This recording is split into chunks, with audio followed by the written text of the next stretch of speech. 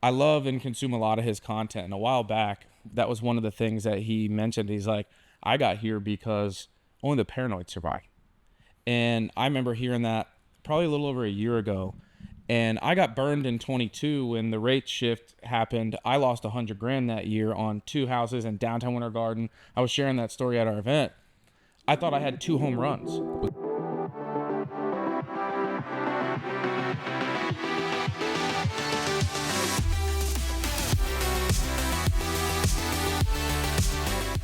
All right, guys, we're back for another episode of the Fully Funded podcast where we cover everything health, wealth, and finance. And today I'm super excited because we are covering one of my favorite topics in the wealth pillar, and that's real estate. And I'm here with my co-host, Christian Lopez, and our amazing guest, David Buckles, who you guys are in for a real treat. This man is tearing up investment real estate all across Central Florida and beyond. He's going to share some nuggets with you guys, and not just what he's doing, but how he accomplished it. So what's up? You're too kind, man. You guys are great. Thanks for having me. Of course. You're great, man. I mean, you're up to, we were talking about this pre-show, with 14, 13 properties right now? Yep. Nine rentals. This year alone? Just this year alone. Yep. We came out hot. So obviously we had some carryover from last year, but yeah, hitting the market this quarter, 5 flips, 9 rentals. 8 of them are pad splits. If you guys have heard of pad split. So we're going to get into that for sure. Yeah, we're turning single family homes into multifamily homes. Wow. We can dive into that, but we're really excited about that. And what's interesting is we've talked about house hacking on our shows before, and a lot of that's you buy a house, maybe live in it for a little bit, you buy another house, you rent that out, and you just keep doing that. But you didn't go that route. You went sort of a more non-traditional approach. So how did you get started in this realm of real estate? Man, so I originally got licensed in real estate back in 2008. So I was getting licensed in the last crash. And I always the exposure I got. My dad was a general contractor and his business partner was a real estate broker. They built a few spec houses. That was my exposure to real estate. So I always thought I wanted to take over dad's business until I met his business partner. I was like, wait a second, I don't have to do any of the BS that my dad does and I can make that kind of money. And so I kind of went that route. Now full circle, I kind of do it all. I do it both, if you will. But man, when I got licensed, I found investors because kind of like right now, the housing market's a little stale. It's kind of frozen. We don't have a lot of activity. Are we gonna hear some controversy from you today? I'm probably, I'm very outspoken about it. But the truth of the matter is we have a record low of sales that we haven't had in a long time. And the question right now is, who's buying houses? And I think you guys can answer this question. And it was the same question I answered back then: investors and well-qualified buyers. There were a lot more investors spending money back then than there were well-qualified buyers. So when I got into the game, it was not a great time to be a realtor, right? Yeah. So I went in and I was like, all right, I started working for investors. And that's when I was like, ooh, I want to be an investor. Mm-hmm. And so from then on, I worked for them. I figured out the real estate game. I got involved and it took a little while to come full circle. But yeah, that was my initial exposure and why I kind of went this way as opposed to that way. So tell us about your maybe first investment property. First one. So this kind of counts, but it's a house hack. Mm-hmm. So, and I don't know if I'd call it an investment property. So the first time I ever made money on a house was a seller finance deal that I called a for sale by owner. And I did a live-in renovation, fixed it up, sold it, made $100,000. And that was the first time I ever made a big check flipping, but it was a 2-year deal. But my first actual investment property was, if I remember correctly, in 2020, it was a little townhouse that the seller wanted $170. We could have got $250 for it. We just needed paint. So I called a guy who I knew was lending money, and I got money, and we did a little quick wholesale fix and flip. And that was the first time I made money on an investment deal. That wasn't a live-in. That wasn't a house hack. Right. So did you, excuse me. So let's go through that process. So you called for sale by owner. You want to buy his property. Now you need financing. Right. But you didn't go to a mortgage broker or a bank. You found, how does somebody even start that process? I think it's a negotiation, right? Everything's a negotiation. So when I called these people, it was to actually list their house. I was like, hey, listen, I got buyers who are looking in this area. Yeah, you and every other Keller Williams agent that's called me today. So he kind of shrugged me off. I was like, no, literally, I have my wife in the car. I'm here right now. I'd love to take a look at the house, take some pictures, and send them off to some buyers. They're like, give me 15 minutes. So I said, okay, drove around town, I pulled back up to the house. They let me and my wife inside, and we spent 3 hours there at the table with these people, talking about their life, their situation. Turned out there was an accident that the husband was in. He was a trucker, and he wasn't able to work for like 3, 4, 5 years. So the house was paid off, but now he's got all these medical bills, and now they just need money to survive. They can't make the bills. They just had the home equity line that they were paying on. And so I said, listen, this house is great. And they're like, well, we would love to sell it to a young family like you. And I said, unfortunately, like, I'm not ready to buy the house. I mean, I have the cash, but I'm not qualified on paper. They said, well, what do you need? And so I said, give me 5 minutes. And I stepped outside with Ashley, and I said, I'm about to make an offer on this house. And she said, no, you're not. I said, I'm about to make an offer on this house. So she's like, okay. So then I called my dad, and I was like, yo, Dad, I'm about to make an offer on this house. He's like, oh, my God, you're kidding. So I go inside, and I said, listen, if you guys are willing to give me a seller finance agreement, I can pay you XYZ dollars today and this much money per month. And they said, okay. And then the wife said, you know what? And we're going to give you $300 a month of your monthly payment and put it towards the principal when you pay us off. I didn't even have to negotiate that part. That's dope. So by the time it was like a $275,000 deal. By the time I ended up paying him off, it was only like $240,000. I did like a $20,000 renovation and sold the house for $380,000. Right. So by the time the realtors and closing costs and all that stuff were paid, I think we made like $120,000 on that deal. And you know what's really interesting about that, and I want to unpack that, is that so many realtors these days are chasing 3% commissions, right? When they go and they get a seller to list the home with them, they're looking at, okay, I'm listing a $300,000 house, I'm making $9,000. And most realtors don't realize that they're their own gatekeeper to building so much more wealth in real estate. And we kind of have the model flipped upside down. And you just described a situation where you went in with the intentions of listing their home, but you ended up making a substantial amount more on the property. Let's unpack that a little bit in that concept. I'm glad you brought that up. Missing that opportunity today. Every homeowner that is talking to a realtor has the intention to sell their home, right?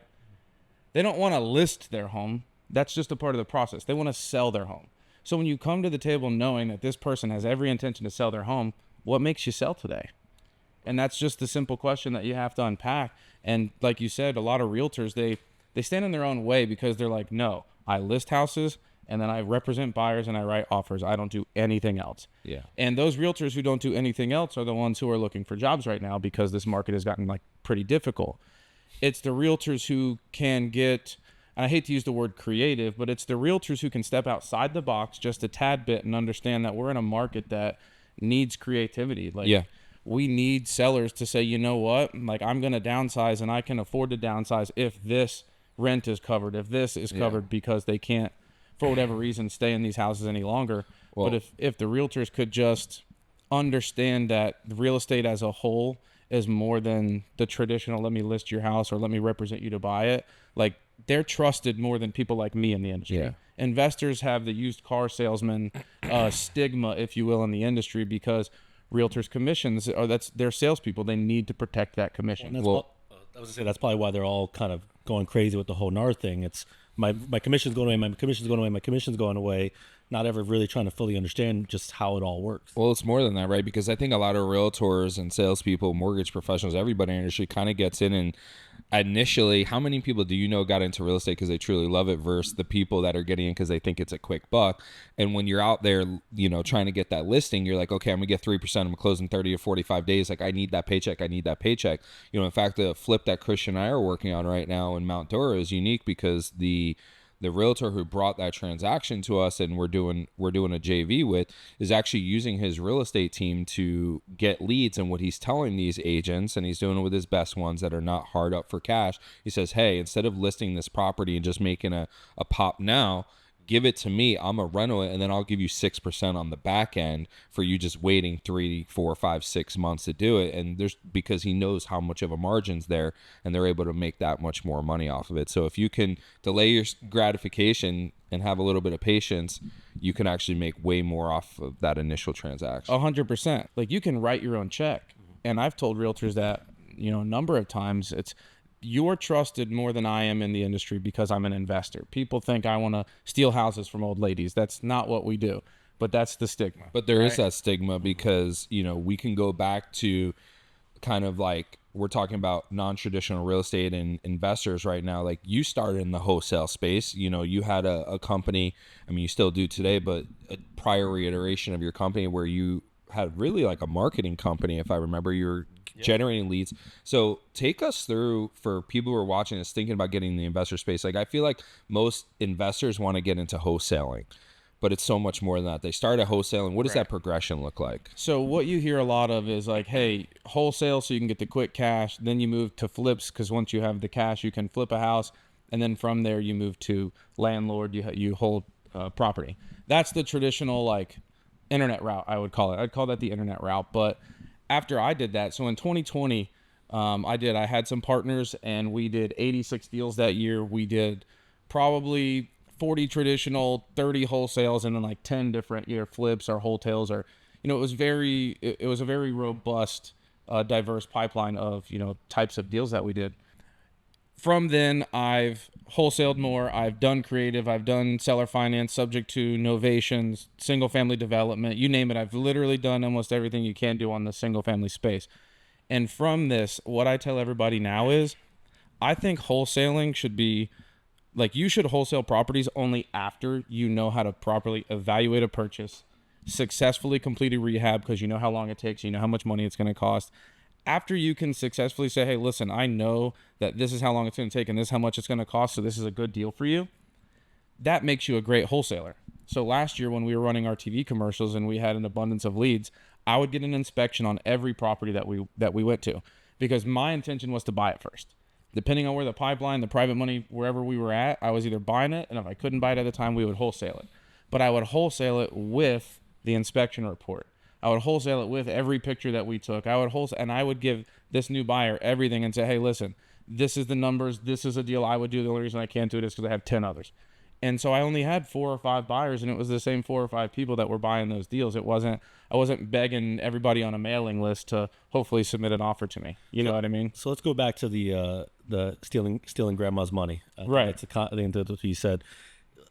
For people, let's just say that's the objection you get. Like you mentioned the first story of how you were able to get the seller to give financing. They offered you even a greater deal that you didn't even ask for, and you made a substantial amount of money on them. But maybe they could have done that too, right? Because there was so much of a spread in there. How would you, I guess, justify it, right? I'm not, how would you just justify it? You're seeing this person, they're in a certain situation. You're going to help them out of that situation, but you're only doing it because there's a 6-figure payout waiting for you. So I didn't have a 6-figure payout because this was a 2.5-year process, right? The appreciation there wasn't guaranteed, but what was guaranteed was the balloon date, right? And so I knew with a balloon date approaching, I needed to create the value here. And it just so happened that I was lucky enough to be in a great location, and appreciation did happen. I gave them the exact price that they were asking for that house. I gave them the exact price they were asking. So I didn't have to negotiate a hard deal. I didn't have to beg for a 50% on the dollar kind of purchase price. I gave them exactly what they were looking for. And so they won and I won down the road. What's entitling wholesalers to make money hand over fist right now? I mean, that's really what he's asking. It's like, not trying to make wholesalers bad, right? Money for everybody, but what's entitling them to that significant payout in a lot of cases? I've been seeing some assignment fees these days, and they're getting out of control. I think wholesalers should be paid for what they do. They have, if they're marketing and they're spending marketing, like when we were running our TV commercials, $16,000 a month plus the ad management, So for that, like if I get a deal and I can put a 25K assignment fee on it and let her rip, but you as the investor is going to make at least double that. Yeah. That's how I justified making my money. If I was going to ask for 20, 30K, it's because you were I was talking more about the guys asking for like 100K. Listen, it doesn't make sense in the deal. It could. As long as... what it is? A lot of people I see will they just have, it's not even their house, right? It's like, a relative passed away. Okay. There's something like that. They just need to get out. They don't care. They don't know anything. They just want to get a couple bucks. Maybe they got a credit card they want to pay off, and they're just like, just give me 50 G's, right? And you're like, okay, but that goes back to your question, and what you were saying is how do you justify giving people that offer or doing a deal like that? It's sometimes that's all they want. Mm-hmm. We have a house under contract right now next to one that we're listing in Lakeland, where literally they're living in tents in the backyard and they're under the influence of whatever drugs you want to name. They're there. And they approached us and were like, hey, we only want like 20,000. Can you like buy our house, please? Yeah. And we said, yes, of course. Some people will call that shady, grimy. Some people will call that thoughtful and generous, because like that's all they want. And so giving them what they want. Yeah. I think the point that I was hoping to make, right, is not, you're not doing it with the intention to exploit somebody. Never. Saying, no, if I can try to convince you to sell me your house at a discount, it's a problem and a solution. Right. And if you're solving their problem, and that by you solving their problem, there's a major upside for you, because that's really what business is all about. Right. There's a problem, you provide a solution, you make money off of that solution. And here's what makes us very different. We have been doing inbound marketing for years. I have never had a text messenger, a cold caller. I haven't sent direct mail. I haven't done any type of outbound marketing to hassle people and to do that. And to You mean you're not the one sending me the 10 messages a day I get? That's it. That's not us. But like there's overseas call centers and VAs that spend a lot of time doing that kind of stuff. We don't. Yeah. People call us because they want us to buy their house. That's it. We don't do business with people who don't want to do business with us. And quite frankly, like that's my defense. I tell people all the time, I want to buy your house. I don't need to buy your house. So if there's someone who's going to give you more, please like go get more if that's what works for you. Are there wholesalers out there that are not trying to do it like you? Yes. So how would you warn somebody, one, how to avoid that practice, right? Because people are looking here to try to mimic what you're doing. But two, how do you tell people to know the difference between somebody like you and then somebody who's literally just trying to get them down as low as possible to turn a profit? I think the last like 12 months has really shown the industry and the market who is still afloat. Because like I don't see as many deals hitting my inbox. I don't see the same deals hitting my inbox as much as I do, meaning there's a lot of people who aren't making money right now. If they're not making money, they can't spend it. If they can't spend it, they don't have lead flow or deal, like any lead generation, deal generation, nothing. So right now I'm getting the same emails from the same 3 people. And it's like, now you see over the last 12 months who the people in our industry and our market are. And so for the people who are trying to look out for the grimy wholesalers, just ask them for how many deals they've done. Like ask them for closing statements. Like, hey, what title company is it that you work with? I started buying a couple deals from wholesalers this year, and I was like, hey, what title company do you work with? And like, I just opened escrow over here. I never used them before. And I was like, I'm not doing this deal unless we're closing with my title company. And if they want to close the deal, they'll close the deal with your title company. And you have to control the controllables. That's what I tell everyone. Control as much of the transaction as possible, because if you can, then you can mitigate a lot of the risk. Whether that's you're the seller, whether that's you're the agent and you're working with an investor, like look up your investor's resume. Like if you're working with an investor who's saying they're all cash and all, make them prove it. Ask them for the proof of funds. Ask them for how many properties do you own or have you flipped in the area. Like vet the people who are running their mouth right now, because there's a lot of people running their mouth who can't close. And when that happens, guess who gets the phone call? Me. David. And I'm always here for it, because I always say, look, they always come back. They always come back. And so You say run and tell that, homeboy. yeah, you can take that to the bank. So what I want to talk about for our subscribers today is we talked a lot about the what, but I want to talk about the how, right? I want people to walk away listening to this today on how. And the big question everybody has is, how do I get started with no money, right? We see this, all these Instagram reels and TikTok things, right? Like I bought this house with no money out of pocket, and then you read through the forums and stuff and you see that it's actually happening.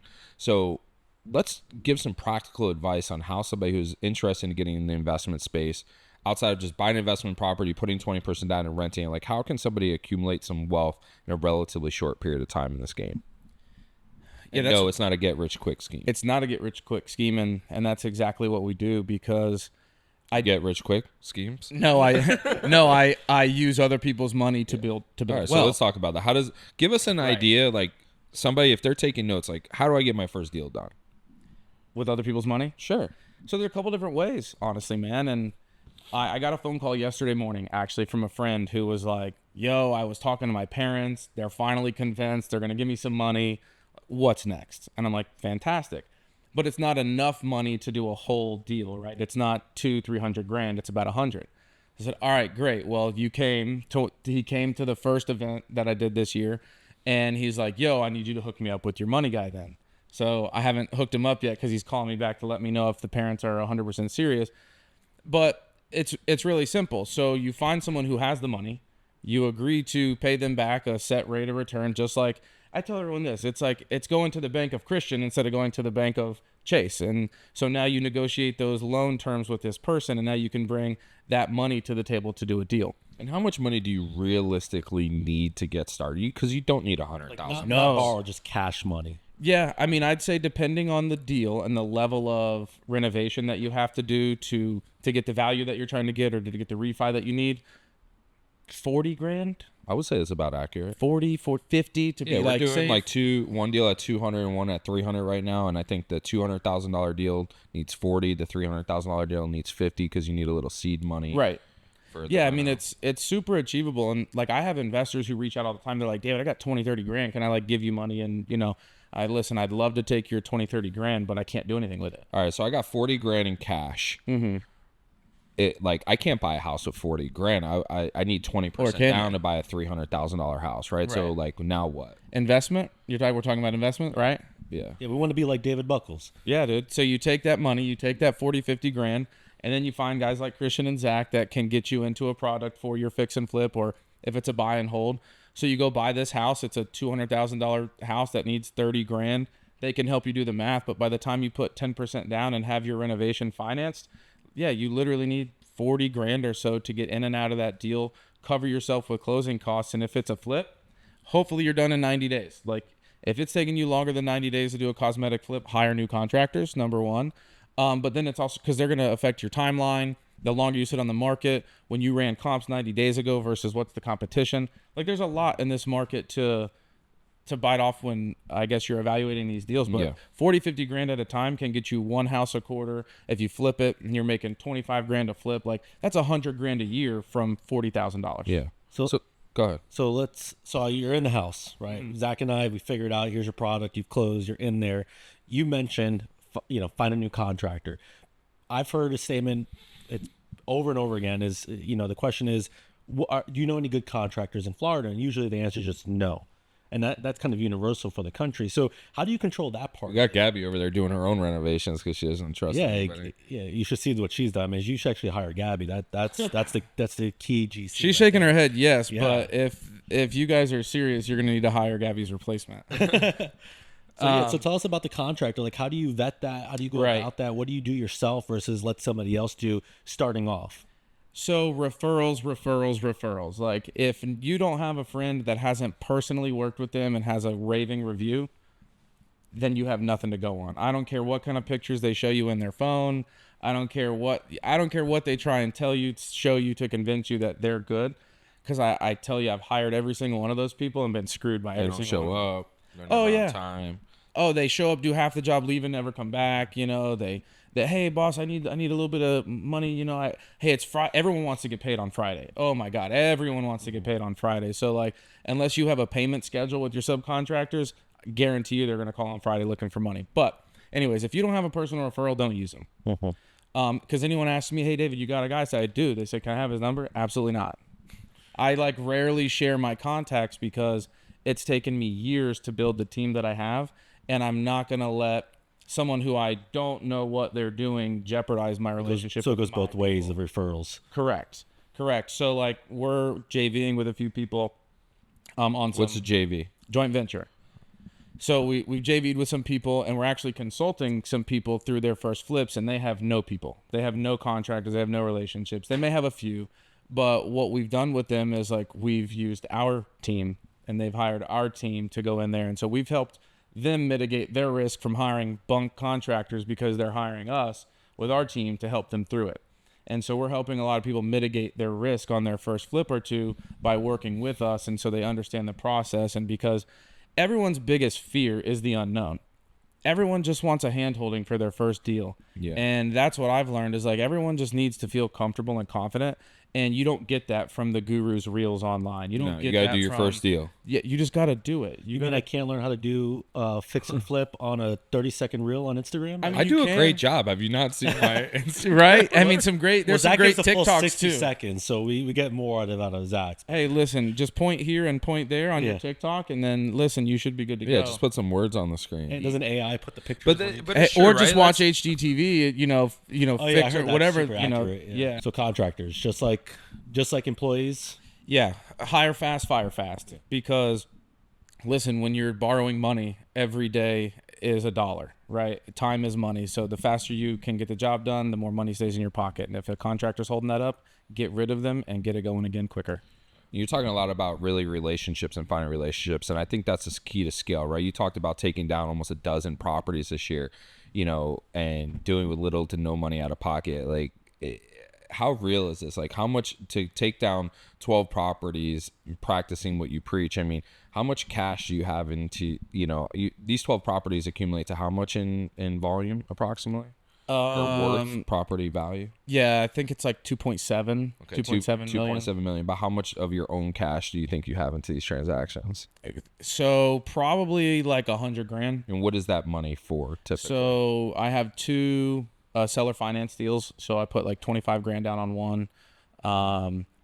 I put 25,000 into another deal. I covered the rehab on one, so I didn't have to pay anybody. And then I think the other is like for our pad split.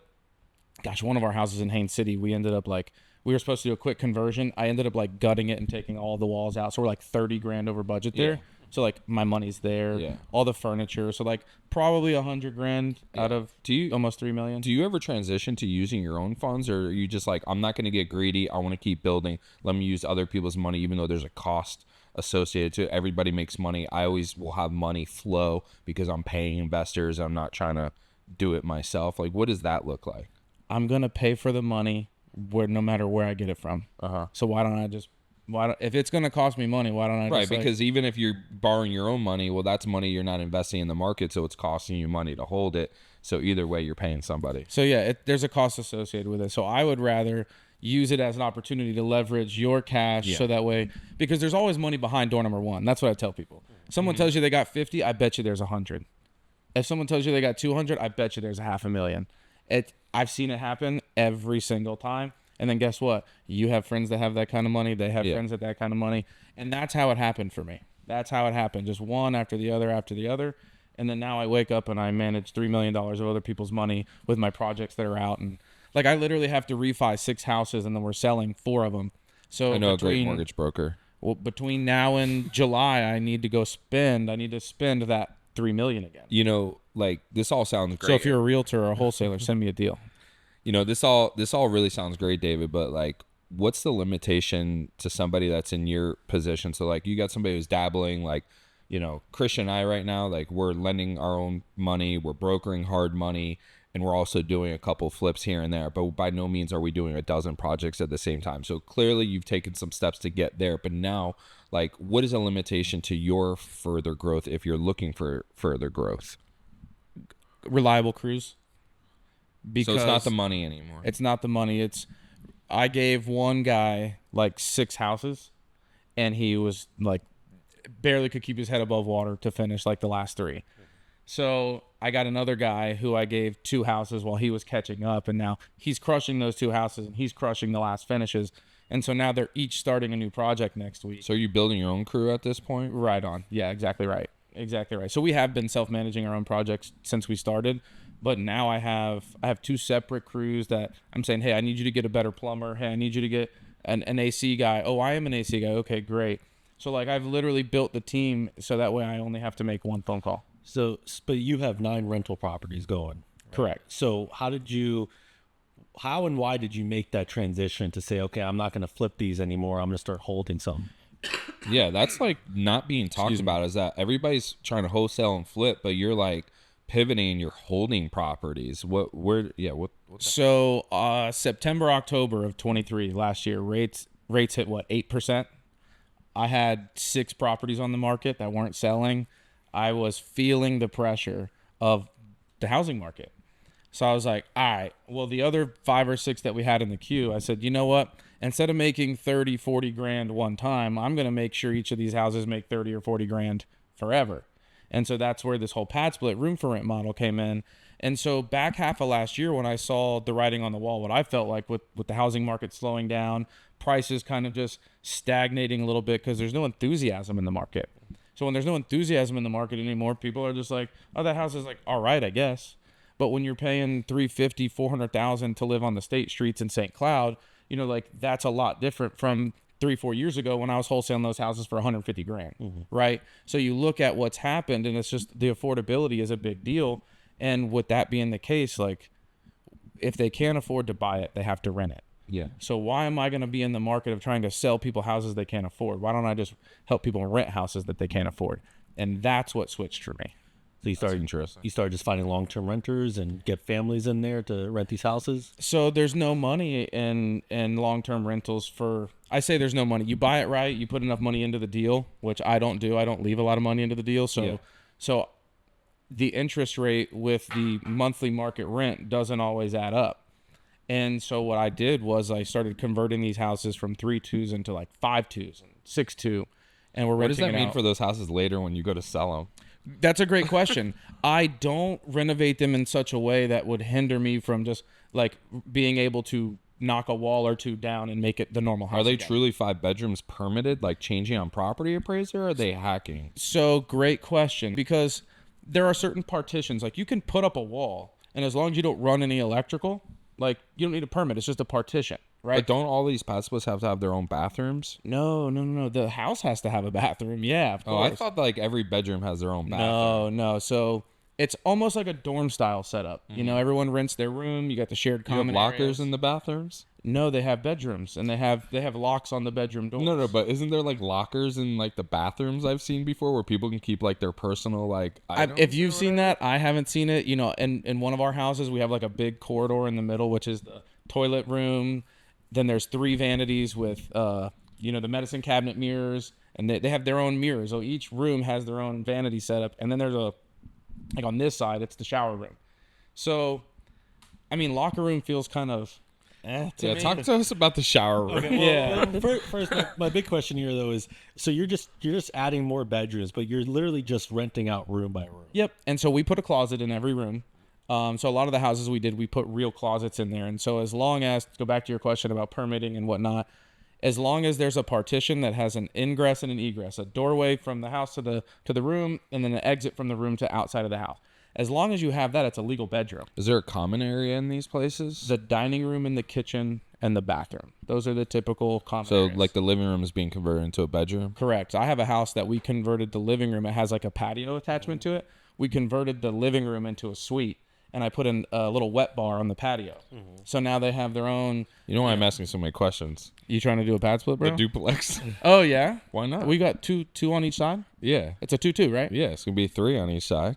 It could be a 3-2. You rent it out individually. You know, we're over supposed there. to use this podcast to show other people how to But That's what we're doing. This This is is great example. because check this out. This is something that we help people do. You have properties already that are eligible for conversion, and now you can 2x, 3x your cash flow. Because how much are you renting each side for? Oh my God, you're not even going to believe it. Like I'll believe it. $18.50. Really? That's it, though? That's it? $18.50 From where And you're at? over there? That's crazy. Bro, I feel like you have room. No. Have you looked? $18.50 in the hood? That's not okay. Edit, clip.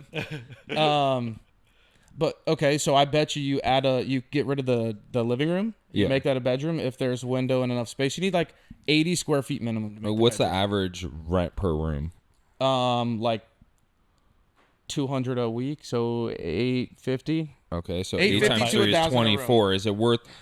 Is it worth blowing up my whole house over $700? Blowing up your house. How are you gonna blow up your house? Adding puts another walls that bedroom. easily come down. The real question is, you're renting it by rooms? I mean, by Correct. weeks versus month? Great question. No. So it's advertised weekly. Most people get paid weekly or bi-weekly. They can choose to pay weekly or bi-weekly. So that's how the room rates are advertised. You make more money when they pay weekly and bi-weekly than you do monthly, don't you? Well, we make more money, period, because it's a month-to-month rental that's fully furnished with all the amenities. So these people are coming in, they're like $1,000 a month for all this. Hell yeah. and they don't want to be on a lease. They don't want to have to like carry the.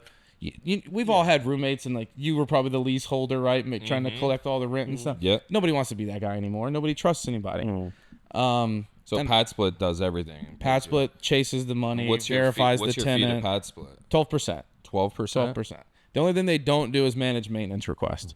So if a light bulb goes out or a toilet needs fixed or whatever, the members, they just submit a maintenance ticket and then we handle it. That's cool. What about evictions? So it's a unique process with evictions, and that's probably one of the number one questions we get is like, oh my God, you're not worried about people trying to squat or not pay? Most of our members, believe it or not, are like above 35 years old. So it's not a bunch of young kids out here, just like it's really a different demographic than even I thought at first. And so their process with evictions is pretty simple. Like we have a guy who this morning I messaged and I said, yo, dude, are you going to pay me or move out today? And he was like, sorry, I'll pay you today.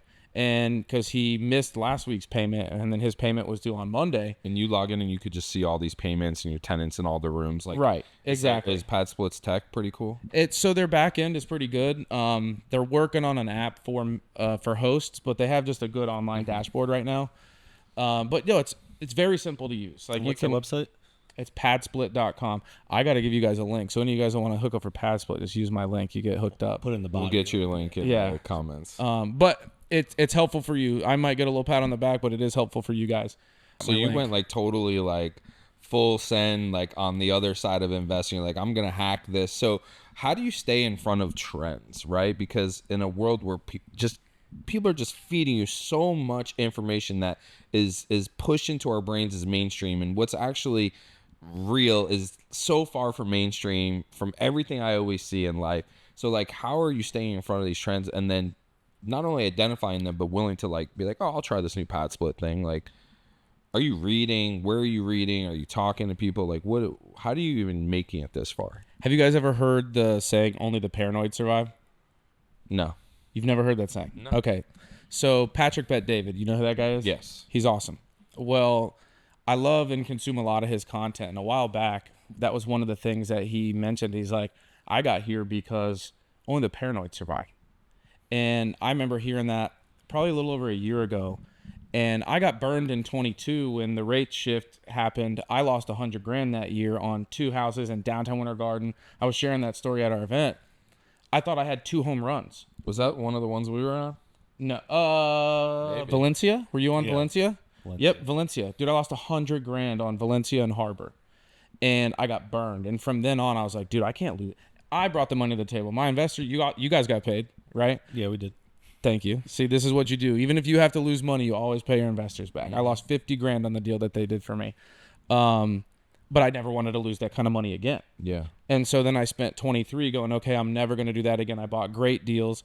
And then to answer your question, it's like, again, I saw the writing on the wall, and you look at, they're trying to talk about America is going to become a renter's nation. You guys have heard that, right?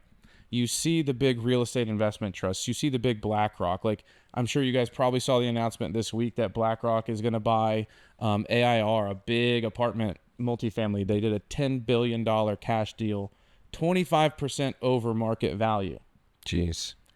If they're buying up properties for rentals, I'm buying up properties for rentals. So there's a lot of things, like when you look at the global economy, that they're saying the quiet parts out loud, and the big companies are doing it right in front of our eyes. And if you're paying attention to like what's going on, it's very simple to just follow the money. And you guys have heard that saying before, right? That's all I'm trying to do. So I'm a little bit paranoid about what's going on in the world. I'm trying to watch what smart money's doing. And then as far as the trends, like, we're investors. We have to forecast, right? Sometimes forecasting means you got to dip your toes in the water, like Airbnb. Remember when Airbnb was just like me sleeping on your couch for a night? And then like now look what it became. So I look at this room share thing like Pad Split as super ground level to probably like all the office space that's coming up in certain areas. They're like converting office to multifamily. Doing a lot of that in New York. So like you say, like, there it is. The trends are there. It's already happening. It's not coming. It's here. Like, you think we could rent out this office? I think we have a put some shower cots. Well, dude, I think like that's what they're doing. They're literally just changing common areas to bathrooms and restrooms, and it's happening. When you have 2 bathrooms and a shower, a kitchen. Yeah. Dude, it's like, it's happening. Like, again, that's the one thing I want people to know is it's not coming, it's here. So I think one of the most impressive pieces of what we talked about is, okay, staying ahead of trends, right? You're like, it's here. But the plat split thing, it's like, okay, I'm going to buy this 4-bedroom house and I'm going to rent out 4 bedrooms. You're saying, no, I'm going to make 2 more bedrooms out of it. I'm going to turn that 4 into a 6.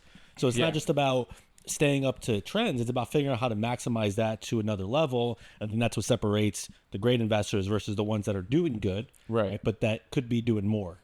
And there's a niche to this because I know guys that are doing like 8 bedrooms, 9 bedrooms, 10 bedrooms in a house. And I don't think they're planning for the co-living aspect when you put that many people in a 2,000 square foot house.